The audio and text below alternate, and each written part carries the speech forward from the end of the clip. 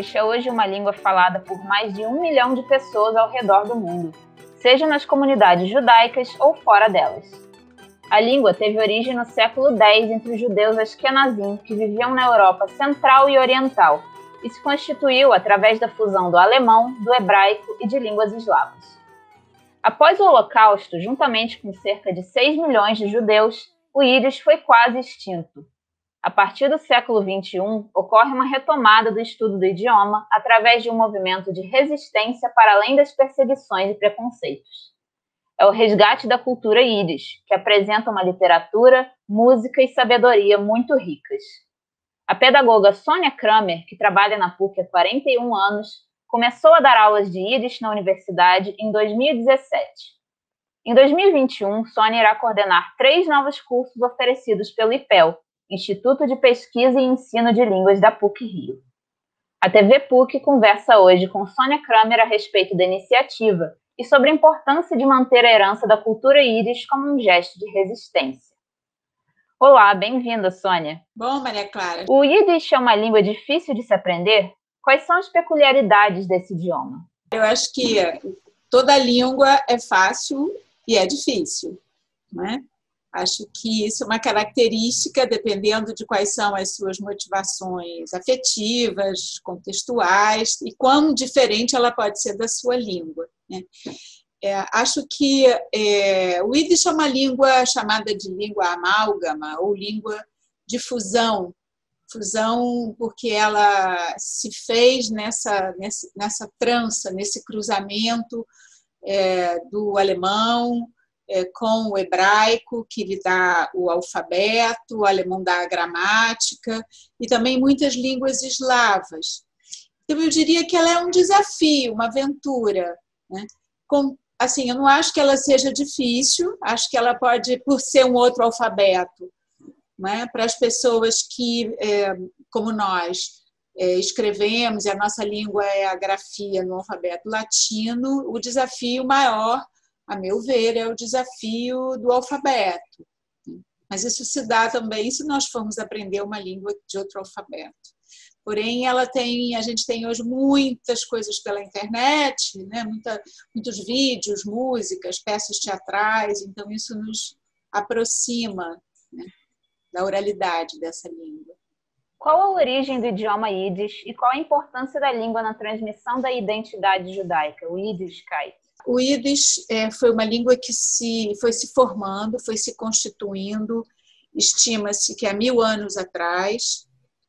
Na realidade, esse idioma ele se constitui junto com as migrações dos judeus, que sempre são motivadas por perseguições. Então, judeus que haviam saído da Palestina depois da destruição do Segundo Templo, migrado para a Península Ibérica por conta da expulsão dos romanos, progressivamente eles vão sendo empurrados, né, por assim dizer, daquela ponta da Europa para a França, mas também no século X, por conta de perseguições, eles vão sendo expulsos da França e vão chegando à Europa Central, progressivamente também ao leste europeu, e inicialmente se acredita que o alemão alto-alemão, o alemão que vai sendo escrito com o alfabeto hebraico, e essa língua, como eu tinha dito, uma língua amálgama, né, ela vai sugando,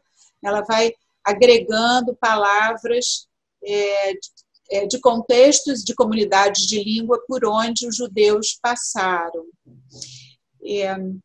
A sua segunda pergunta, Maria Clara, ela é assim, muito cara para nós, ela é muito importante, porque essa língua que se constituiu desta forma, ela vai se estruturando. Ela é considerada, muito curioso, porque muitas pessoas, inclusive falantes de Yiddish, se você perguntar, eles vão dizer, uma língua? Não, ela é um idioma. Por quê? Porque durante muitos anos ela foi entendida como um idioma do alemão, por alguma razão ainda ela era vista assim, né, como um jargão, portanto chamada de jargão, né?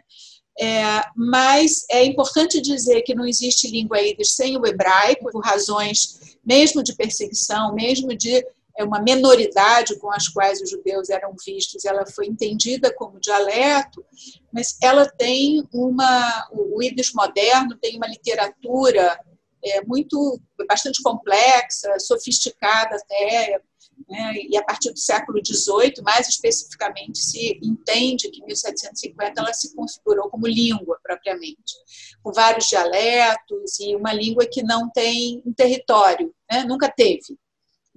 Nunca teve um território, mesmo na Europa do Leste, ela era falada nas grandes cidades, estudada em universidades como em Varsóvia ou em Vilna, que é considerada a Jerusalém do leste europeu, pela carga, né, de judaísmo que lá existia. E, lamentavelmente, no século passado, a gente vai observar o genocídio, né, o Holocausto, a Shoah, Hurban, como a gente fala em inglês, a destruição que é provocada pelo Holocausto, vai tornar essa língua uma língua completamente vulnerabilizada, né? Você imagina que eram cerca de 15 milhões, se fala em cerca de 15 milhões de judeus no final dos anos 30 no mundo, 9 milhões que viviam na Europa, e desses 6 milhões são aniquilados, são assassinados. Mas também o totalitarismo stalinista, que assassinou grandes escritores, poetas importantes de vários idiomas, inclusive do Yiddish, até os anos 50. Então, eu disse vulnerabilizada porque ela se torna uma língua que é espalhada depois do Holocausto, né, por aqueles que sobreviveram e que se espalham pelo mundo, mas ela deixa de ser uma língua que é falada comunitariamente, como ela era em muitas pequenas cidades da Europa. Ela ficou sendo falada por grupos religiosos que falam até hoje, né, os Hassidim e outros grupos ortodoxos, né, religiosos ortodoxos, judeus, há um movimento, né, assim, que justifica essa minha resposta de que ela é extremamente importante do meu ponto de vista e um ponto de vista que é compartilhado por yiddishistas, pesquisadores e falantes de judeus hoje no mundo todo, porque se entende que é um movimento de resistência, né, dessa língua sem território, num momento onde a humanidade como um todo tem algumas línguas que se tornam também línguas de refugiados. E assim, para concluir essa resposta, para não fazê-la muito longa, eu formulei dessa maneira já há alguns anos, quando a gente começou esse trabalho na PUC, né, de entender o Yiddish como resistência. E é muito interessante porque ele foi entendido como resistência no Holocausto. Então, a gente tem uma produção significativa de músicas, de canções, ou de versões, né, onde as letras foram produzidas falando do sofrimento dos guetos, dos campos, dos abandonos, das crianças que não podiam chorar para não serem ouvidas pelos nazistas. Mas hoje essa resistência se dá de outra maneira, né? Resgatando a língua também de antes do Holocausto, né? Dessa produção literária, as biografias, as autobiografias de mulheres, né? Os grandes escritores, né? Os pais e avós da língua Yiddish, o teatro. Então, é por essa razão que eu compreendo que ela é fundamental. E também, como já estava na tua pergunta, por ela se configurar uma parte importante da identidade judaica, mesmo entre aqueles que não são Ashkenazim, né? Ashkenazim eram os falantes do Yiddish do leste europeu, a gente tem judeus sefaradim, os que moravam no leste, na Península Ibérica e países árabes, mas ela é uma parte fundamental da identidade judaica. E ela é hoje valorizada por não-judeus, né? Como parte desse movimento de resistência, esse movimento cultural, plural, que eu acho muito bonito, muito, muito significativo. Como surgiu a ideia de ensinar o Yiddish na PUC? Eu sou falante de Yiddish, fui bilíngue, não sei se eu sou, mas eu me vi falando e entendendo Yiddish. Meus pais falavam Yiddish sempre entre eles. Minha mãe, imigrante, chegou ao Brasil com 2 anos. Meu pai vivia num shtetl, numa pequena cidade, como era chamado, né? Stott, quer dizer cidade em Yiddish, shtetl. Stettin, pequena cidade. E ele sobreviveu ao Holocausto na Europa, sobreviveu a Auschwitz e outros campos. E eles falavam Yiddish entre si. Meus avós maternos, que vieram para cá, como eu disse, quando minha mãe tinha 2 anos, falavam Yiddish entre si. Então, eu era bilíngue. Eu aprendi a falar Yiddish como aprendi a falar português. Isso estava na minha vida, na minha história. Eu falava Yiddish com meu pai, com amigos deles e da família. Sempre me interessei pela língua. Estudei numa escola judaica. Havia 5 escolas, das 8 escolas judaicas dos anos 50, 60, que ensinavam Yiddish. E isso ficou como alguma coisa minha. Por razões pessoais, eu voltei a estudar Yiddish há cerca de 10 anos atrás, para falar com meu pai, cada vez mais por conta de perda de memória. Ele teve Alzheimer, eu entendi que isso seria uma língua importante para ele.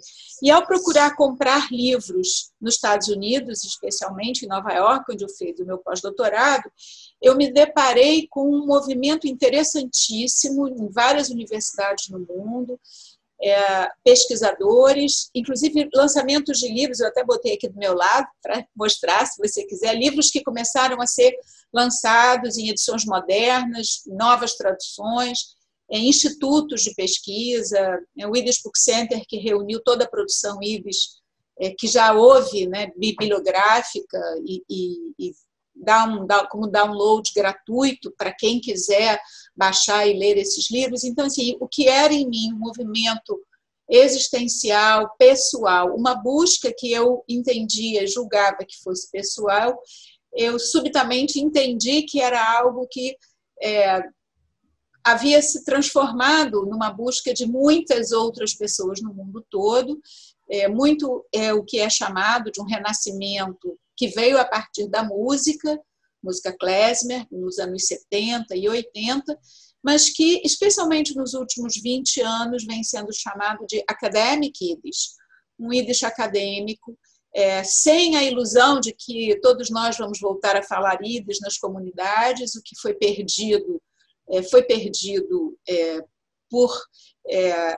pela barbaridade, pela barbárie, né, da aniquilação dessa cultura, assim como se tenta aniquilar outras, mas aquilo que havia sido produzido e que ficou guardado nas memórias e nos papéis e nos arquivos e que começou a ser resgatado, hoje se tornou um acervo extremamente interessante e importante, que eu gosto de dizer costuma ser, então, devolvido, né? Começou a ser devolvido em cursos, em encontros, em festivais. Eu acabei de receber uma programação enorme do que eles chamam de Yiddish New York, que acontece entre Natal e Ano Novo. Nunca fui porque é um frio absurdo em Nova York, mas que vai ser completamente online esse ano. Então, muitos shows, encontros de falantes no mundo inteiro, não só por esse ano da situação da pandemia, mas encontros presenciais. Então, eu me deparei, eu descobri, né, essas iniciativas. Isso tem, como eu disse, cerca de 10 anos. Aos poucos, consegui começar a participar delas em 2016, encontros de falantes, e de uma certa maneira, eu acho que a minha identidade de professora da PUC, eu trabalho na PUC há 41 anos, eu tive essa felicidade de conseguir reunir essas duas dimensões, né? Uma dimensão acadêmica, de pesquisa, de alguém como eu, que sempre valorizei o trabalho da universidade no seu tripé, nas suas 3 dimensões de extensão, ensino e pesquisa. Eu tive esse desejo, essa compreensão e o acolhimento de alguns alunos, inicialmente, meus orientandos de mestrado, doutorado, de que era possível fazer isso na PUC. A segunda grande alegria foi com as minhas parceiras, eu chamo de minhas sócias. A gente estabeleceu essa parceria dentro da universidade, eu, que sou do Departamento de Educação, a Márcia Antabi, da Comunicação Social, e a Inês Miller, do Departamento de Letras, quando a gente começou a organizar esses eventos que nós fizemos em 2018 e 2019, e desde 2017, respondendo então especificamente a sua pergunta, o desejo de fazer alguma coisa, de começar cursos, ele foi, de uma certa maneira, incentivado muito fortemente pelo decano do CTCH, o Júlio Diniz. Quando eu contei a ele, eu voltei a estudar IDES, eu descobri novos livros, comprei novos dicionários, tem pesquisas no mundo inteiro. Daqui a algum tempo eu vou querer começar a dar cursos de IDES. E aí ele me disse, por que daqui a algum tempo? Por que você não começa logo? E, de uma certa maneira, isso foi muito importante, porque a gente começou em 2017, foi segundo semestre, foi o primeiro curso, e de lá até agora, todo semestre eram inicialmente, Maria Clara, cursos sobre IDES, humor, histórias, música, literatura, sempre observando essas 3 dimensões, cursos muito procurados por pessoas de várias gerações, o que deu a configuração das turmas uma muito interessante experiência de troca, e também muitos jovens da universidade, de fora da universidade, que permitiu que esses cursos acontecessem dessa maneira. E desde o ano passado, desde 2019, logo no início do ano, alguns desses alunos expressaram o desejo de aprender a própria língua, porque eles eram, então, cursos de Yiddishkeit, que é a cultura Yiddish, mas também sobre a língua. Tem um curso que deu mais ênfase à questão da língua, outro mais à questão do humor, como eu disse, da sabedoria. Então, foi por aí que, entre o acadêmico, o cultural e o existencial, que esses cursos começaram a existir e que hoje são uma realidade na universidade. Como vai funcionar o curso de Yiddish do IPEL a partir de agora? E quem pode se inscrever? Existe algum nivelamento? A gente teve essa proposta do IPEL, esse ano. Então, no início, durante ainda a pandemia, o diretor de letras fez a proposta, e eu acho que isso significa, e eu quero aqui fazer um reconhecimento, um grande agradecimento, isso significa a PUC entrando nesse conjunto de universidades no mundo inteiro, que entende a relevância, dessa língua, que então ela se torna viva, uma língua que estava quase extinta. E a diferença, a gente, então, durante esse ano da pandemia, a gente fez esses cursos exclusivos da língua Yiddish, já no formato online. Nós estamos oferecendo 3 cursos agora, com o IPEL, o Yiddish 1 para iniciantes, assim, Onheber, iniciante 0, quem está começando, alfabetização, o Yiddish 2, todos eles que vão trabalhar com música, literatura, a língua, música e literatura. O Yiddish 2 é uma continuidade desse trabalho que já está sendo feito. O que a gente está vendo é que muitos alunos dessa turma vão continuar, eu espero que a maioria, pelo que os alunos estão colocando, sim.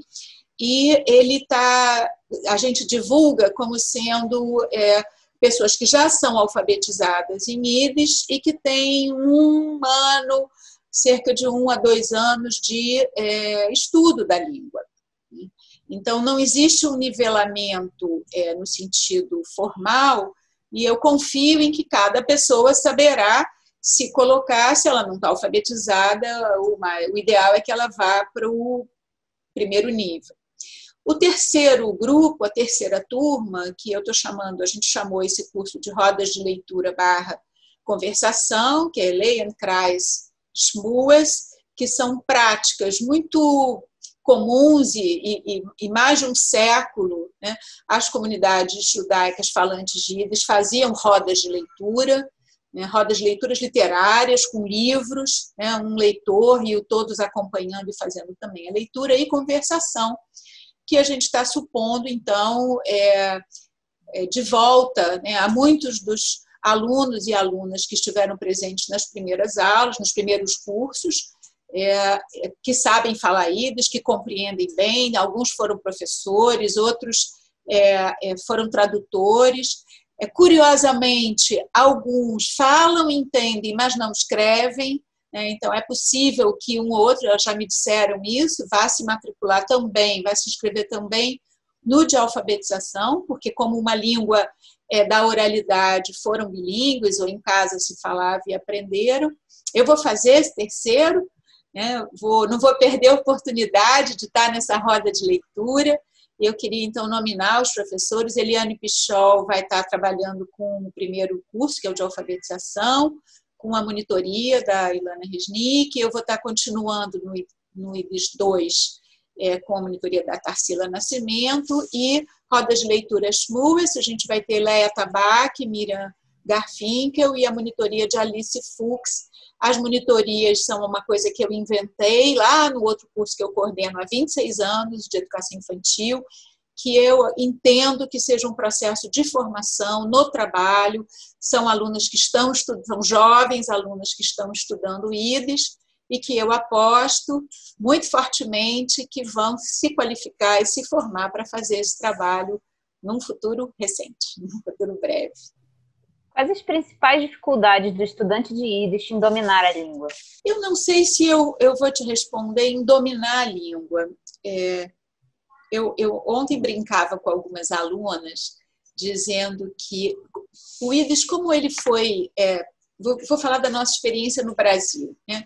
Como ele foi uma língua que quem aprendeu a falar, aprendeu em casa, né? A gente fala em IDES Funderheim, Inderheim, né?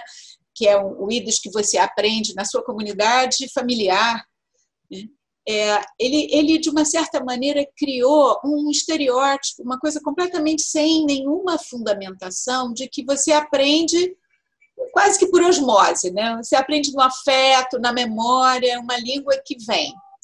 Para você ter uma ideia, havia uma ideia, eu acho que ainda entre muitos falantes existe, que o IDES não tem uma gramática, ou que não tem uma padronização.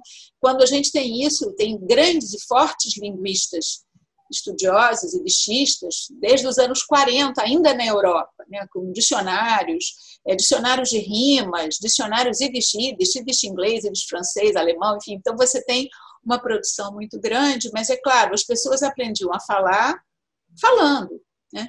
E não aprendiam na escola. Na escola, os meninos iam estudar no Heider o hebraico, né, a língua sagrada, e na escola regular, na escola estatal, aprender as matérias comuns, né? Então, aprendia-se o IDES na vida, na praça, né, na rua, né? E ela era chamada mesmo uma língua da praça, uma língua da rua, uma língua da vida, né, cotidiana. Então, eu entendo que há um desafio, como eu prefiro chamar, uma dificuldade de...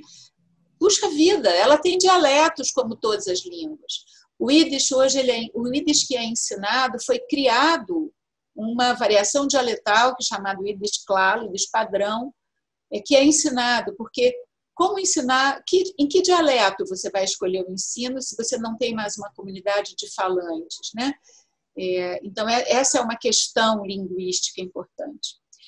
A dificuldade que eu vejo é que precisa estudar mesmo, precisa estudar muito, né? Então, às vezes, são dificuldades das condições, né? Porque o movimento de estudar IDES, veja o nosso, né? A gente está fazendo tudo que a gente faz e também estudando IDES, né? Os alunos estão lá, cada um fazendo a sua graduação, a sua pós-graduação, o seu mestrado, a sua especialização e decidindo, porque a língua cativou, né? Você tem pessoas que são musicistas, ou que são alunos de pedagogia, estudam métodos, ou que adoram literatura e se apaixonaram pela língua, ou que têm isso como uma memória afetiva muito forte. Tem uma dificuldade, você tem que abrir tempo na sua vida. Imagina, se há um tempo para qualquer língua, ainda mais uma língua onde você, de repente, eu mesma, você se depara com um universo, né? E eu percebo, sabe, Maria Clara, que às vezes as pessoas entram e acham assim, eu vou aprender uma língua.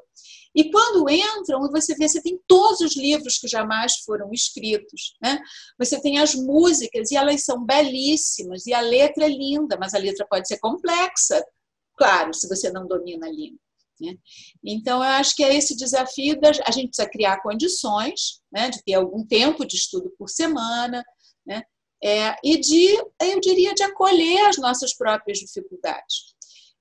Se as pessoas falam alguma outra língua, né? Então alguém que aprende uma outra língua, como é com qualquer idioma, pode ter uma facilidade um pouco maior. Se já ouviu Yiddish em casa, ou se já aprendeu alemão ou hebraico, enfim, ou alguma língua eslava, né? Mas eu acho que é maravilhoso, eu acho que é muito interessante, porque é uma língua que ela carrega junto a cultura, né?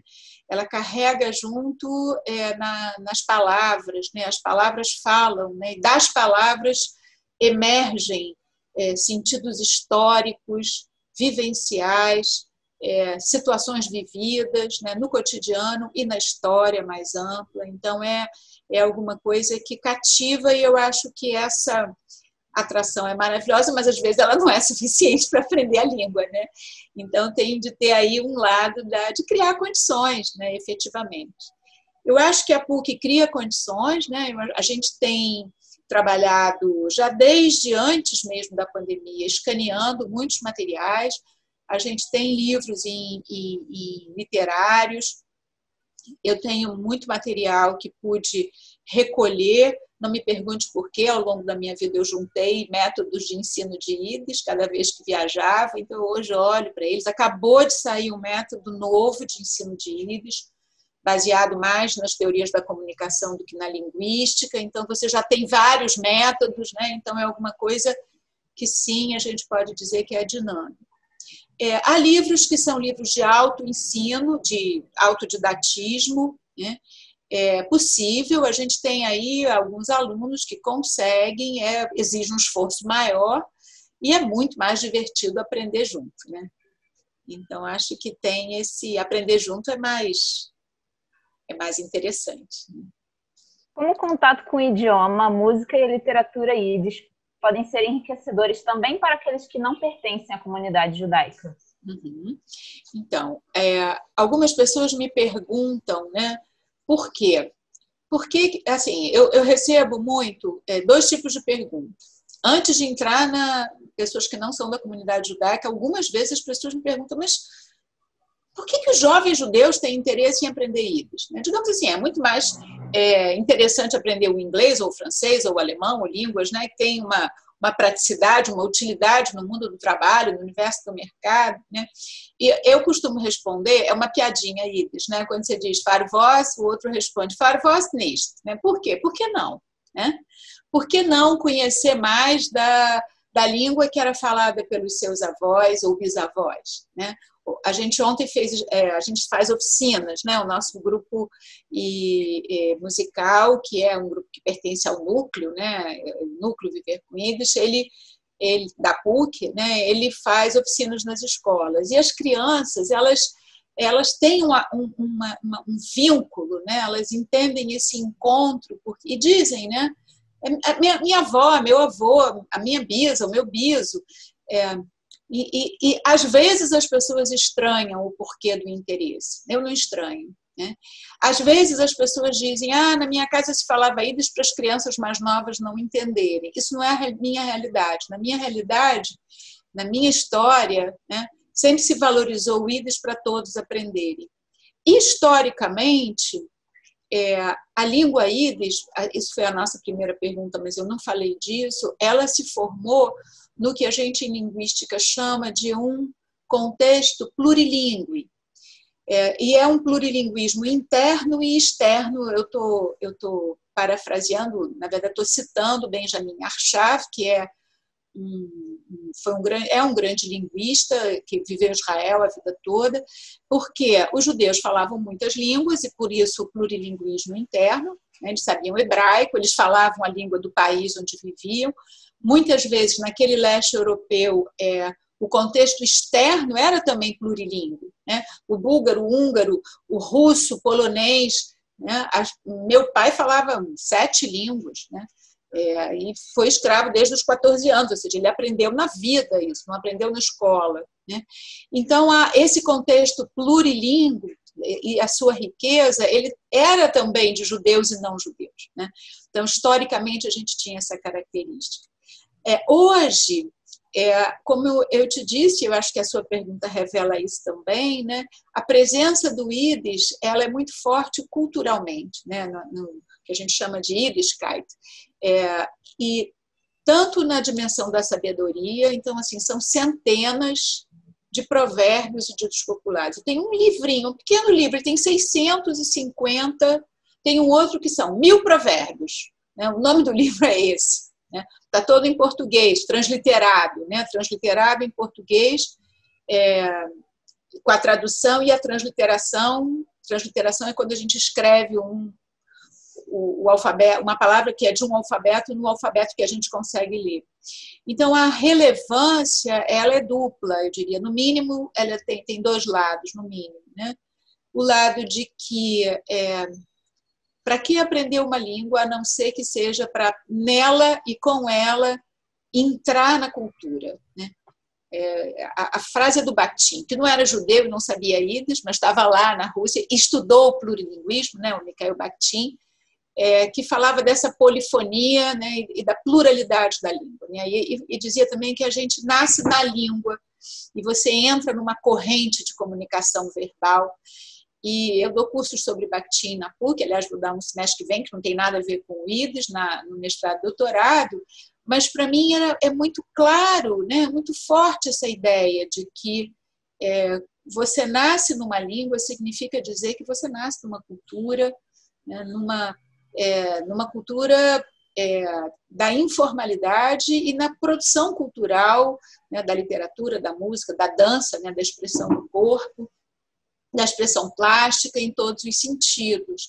E que ao aprender a língua, portanto, né, aprender uma língua significa isso. Não significa aprender um código formal, não significa aprender normas. Claro que a língua tem normas e há toda uma gramática que precisa ser conhecida, mas, sobretudo, essa língua, entrar numa língua, né, mesmo quando ela é estranha ou estrangeira, né, ou foi uma língua que é aprendida como língua estrangeira, e o ensino de língua estrangeira é uma coisa que caminhou muito, né, no mundo inteiro, né? Aprender uma língua estrangeira sempre, quanto mais você consegue trazer essa dimensão, mais é interessante, também em relação ao Yiddish, né?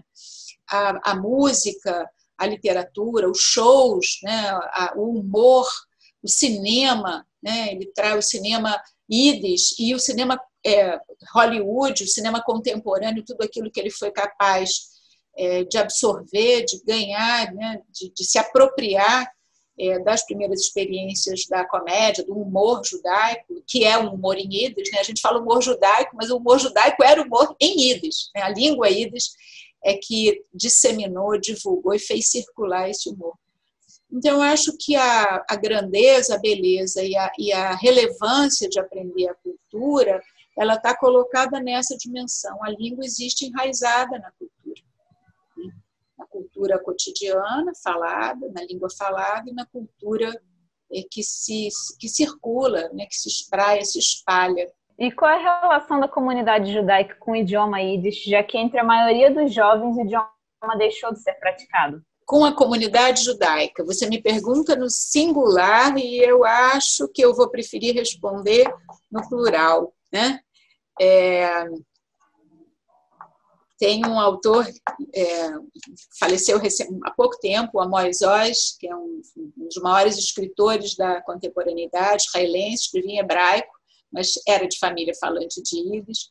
Tem um livro incrível chamado Os Judeus e as Palavras, né? Onde ele comenta que os judeus são uma linhagem de texto e não uma linhagem de sangue, né? Só quem transformou e se referiu aos judeus como raça foi o Holocausto nazista, né? Os judeus não são uma raça, são uma cultura, né? Uma etnia, você pode até dizer, mas são uma cultura.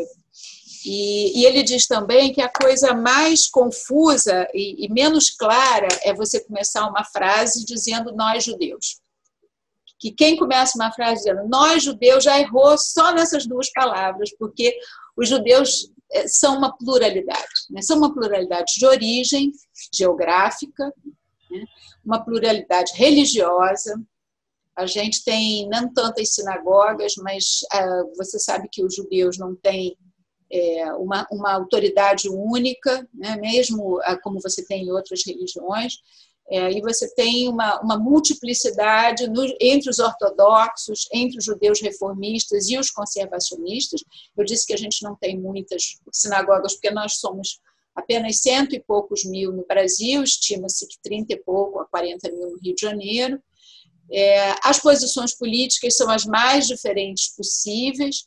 Eu acho muita graça quando alguém diz os judeus elegeram o candidato da direita ou elegeram o candidato da esquerda, porque se são 100 mil no Brasil, eles não fazem a menor diferença em nenhuma eleição.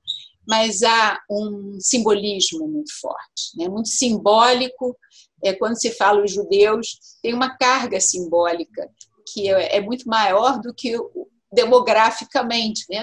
Então você tem, entre os judeus, você tem os ateus, né? Eu me referi aos reformistas, conservacionistas e os ortodoxos, mas judeus ateus, portanto, judeus que não acreditam em Deus, ou agnósticos, que nem se colocam em questão, e que têm uma ligação forte com a cultura. Com a cultura das festas, né? As festas judaicas têm uma dimensão religiosa, estrito sensu, tem uma dimensão do calendário da natureza, né? Uma dimensão cultural também bastante forte. Então, assim, a relação, eu diria, das comunidades, ou dos judeus, no plural, que constituem isso que a gente chama comunidade judaica, que a expressão é tão ambígua como a gente falar de qualquer comunidade, né? Quer dizer, a comunidade diz o nome de um bairro ou de uma favela e você não disse nada, né? Porque ali a frase que eu gosto, que eu inventei, é que na nossa pluralidade reside a nossa singularidade, né? Se há alguma coisa singular no ser humano, é o fato dele ser plural. E nós, judeus, somos ultra plurais. Tem várias piadas sobre isso, né? Muitas piadas, né? O humor judaico é cheio dessa questão, e todo mundo, né? Você vai, 2 judeus, 3 pontos de vista. Então, veja, quando eu comecei, há alguns anos atrás, a falar e a ser atraída, eu mesma me desafiar e entender que esse trabalho tem a ver não só com a história do meu pai, mas tem a ver com a história dos milhões que pereceram e dos milhões que felizmente sobreviveram. Enfim, não só pelos autores, né? Um autor que me orienta, já falei que é o Bakhtin, outro é o Martin Buber, né? Esse tema do vínculo, do encontro, da sua responsabilidade no mundo, né? Daquilo que você atua no mundo. Eu fui questionada, né? Assim, as pessoas dizendo, duvido, como assim? Quem é que vai se interessar? Né? Por quê? Porque mesmo o Estado de Israel, ao longo do século, lá inicialmente, nos anos 40, quando ele foi criado, havia uma identificação muito grande do Yiddish com o Holocausto, como se o Yiddish lembrasse, né, o Holocausto. E eu gosto de dizer que a gente não pode se esquecer da língua. Se houve esse trauma terrível, que eu sou a segunda geração, né? Meus pais, como eu disse, são migrantes, meu pai foi imigrante, minha mãe é imigrante, a terceira e a quarta gerações, né? Elas têm esse movimento de compreender, de aprender, de conhecer, tão diferentes quanto são os diferentes grupos. Então, veja, entre os ortodoxos que falam na esfera doméstica o Yiddish, né, que tem uma variação um pouco diferente, no caso dos Estados Unidos, né, que são muito numerosos, isso é relevante e tem o seu, diriam os linguistas, o seu registro, né, o seu local de realização desse Yiddish, que é na esfera doméstica, porque eles não falam o hebraico e, com frequência, não falam a língua do país onde residem. Entre aqueles que, como eu, ou como nós, ou como os muitos judeus, né, entendem essa relevância do Yiddish como resistência, eu acho que é totalmente vinculada ao tema da identidade. Como eu disse antes, né, mas eu acho que é melhor qualificar melhor essa expressão, é uma experiência de identidade onde eu me vejo, me sinto, me percebo, me escuto e escuto o outro, não apenas pela questão da origem geográfica, Meu pai assumiu a naturalidade, ele era naturalizado brasileiro e era muito feliz de deixar a naturalização dele polonesa para trás, né? Ele era polonês, foi à Alemanha e nunca quis voltar à Polônia, como muitos poloneses. Ao mesmo tempo, eu não me reconheço apenas na dimensão religiosa, embora eu não me considero, não sou ateia, eu tenho religião, frequento a sinagoga, gosto dos serviços, um judaísmo progressista, né? Então, o Yiddish é uma parte dessa identidade judaica, muito forte, né? Que traz essa história dos antepassados, dos ancestrais, que traz o riso, o humor, esse jeito espirituoso com que a língua se coloca, né? E uma língua e uma cultura muito cosmopolita, né? Que tem nela várias culturas, que se entrecruza com os ciganos, a música cigana, com as línguas romena, húngara, né? Mesmo com o russo. Então, eu não sei se me afastei muito da sua pergunta, mas eu diria que as comunidades, né, os judeus que constituem, eles chamam de comunidade Kehila, né, o Ishu, né, todos nós nos falamos comunidade, eu acho que a gente ainda tem um desejo de ser comunidade, e como dizia sempre o Buber, educação é construir comunidade. Então, eu me pus esse desafio e com muita felicidade tem aí muitas pessoas que estão junto comigo nesse movimento de construir uma comunidade de língua Yiddish, uma comunidade de cultura Yiddish nessa geração, sendo intergeracional e sendo algo que se constrói com judeus e com não-judeus, né? E eu acho que isso é alguma coisa muito interessante. Muito criativo, crítico, novo, fazer, como a gente fala, né, Marx? Fazer do velho o novo, né? Que é esse movimento humano, né? A gente nunca faz nada totalmente novo, mas nada deve ficar também totalmente velho. Muito obrigada. A gente poderia ainda ficar horas conversando. Não, né? Eu poderia ficar. Muito obrigada.